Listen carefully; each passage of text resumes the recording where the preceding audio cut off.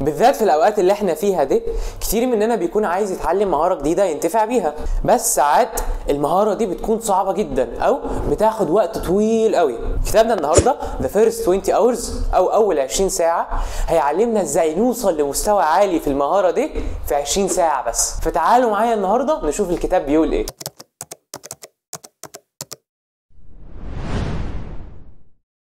السلام عليكم ورحمة الله وبركاته. اهلا بيكم في حلقة جديدة من قناة الكتيب. وفكرة القناة بكل بساطة ان احنا بنقرأ كتاب ونيجي نلخصه لكم. الكاتب جورج كوفمان بيوصف نفسه بكونه ليرنينج جانكي او مدمن تعلم، لكن حاله زي حال ناس كتير مننا عنده حاجات كتير عايز يتعلمها بس مفيش وقت كافي. في مثل بيقولك work smart not hard، والظاهر كده ان تعلم مهارة جديدة مش بيعتمد على عدد الساعات اللي بتحطها في المهارة دي، بل اكتر بيعتمد على انت بتعمل ايه في الساعات دي. في سنة 2008 في صحفي مشهور نشر كتابه Outliers The Story of Success.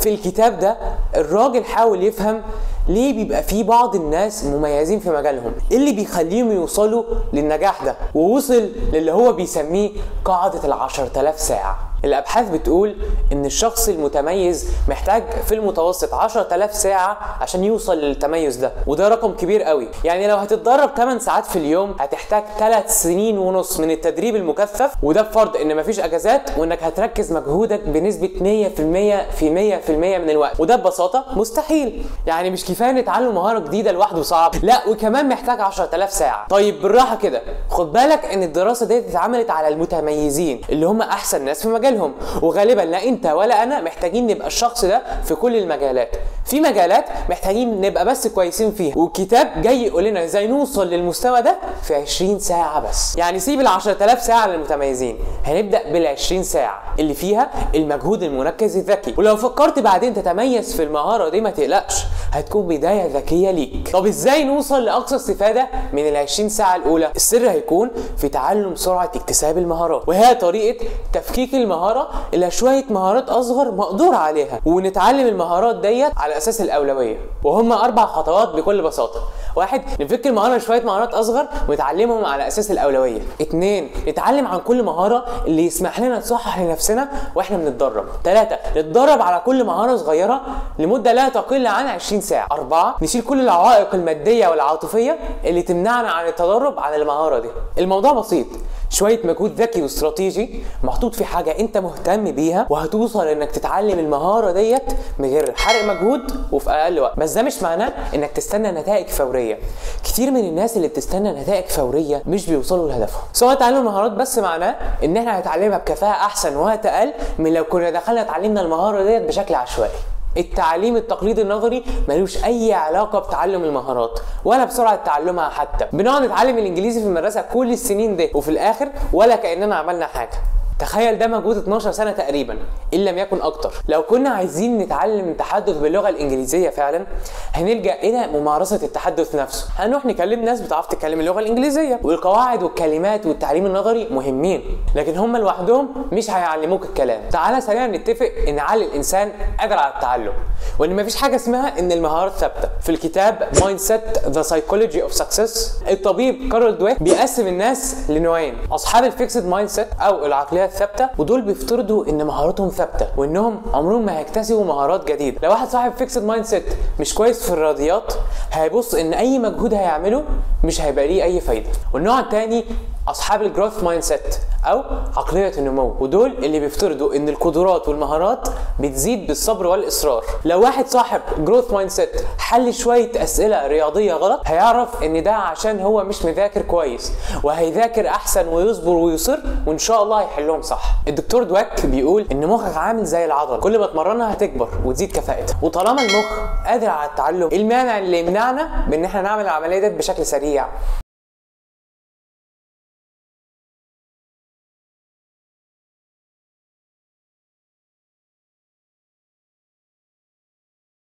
الكاتب شايف ان سرعه تعلم المهارات بيجي لوحده لما يكون في فضول اتجاه المهارات دي، وان القواعد اللي احنا هنقولها ديت طرق لخلق الفضول ولو حتى مؤقت تجاه المهارات دي. واحد، اختار مهاره الاول مهمه بالنسبه لك او انت حابب تتعلمها، لانك بتتعلم المهارات اللي انت مهتم بيها بطريقه اسرع. مثلا لو تعلم اللغه الصينيه دلوقتي مش هيفيدك في حياتك العمليه، خلاص مفيش اي داعي تتعلمها دلوقتي، والافضل تتعلم مهاره تانية انت فعلا محتاجها في حياتك العمليه. ركز طاقتك على مهاره واحده بس في المره، مش لازم تتعلم برمجه وانجليزي في نفس الوقت. ركز طاقتك ومجهودك على مهاره واحده بس عشان تتطور فيها بسرعه وتوصل لاعلى مستوى. 3، حدد هدفك بالظبط، شوف انت عايز توصل لانهي مستوى عشان تبطل تتعلم المهاره ديت لو هتبطلها، وحدد بالنسبه لك ايه هو المستوى الكويس.